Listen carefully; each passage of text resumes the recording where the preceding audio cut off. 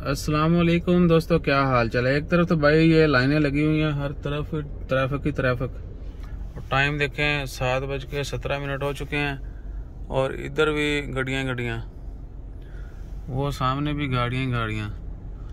तो यहीं से याद आया कि मस्कत में वो कौन सा सिग्नल है जहाँ पर कैमरे नहीं हैं। यहाँ पर तो हैं, इधर पीछे भी लगा होगा, वो सामने भी होंगे।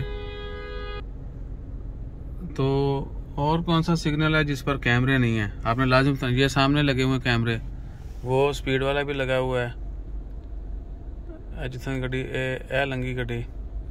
तो ज़रूर बताइएगा कि मस्कत में कोई ऐसा सिग्नल जहां पर कैमरे नहीं, कोई भी कैमरा नहीं लगा हुआ, ना तो ये स्पीड वाला लगा हुआ है, ना कोई दूसरा कैमरा लगा हुआ है। तो लाजमी बताइएगा और बगैर सोचे समझे बताना है। बाकी फिर इंशाल्लाह खैर हम बताएंगे।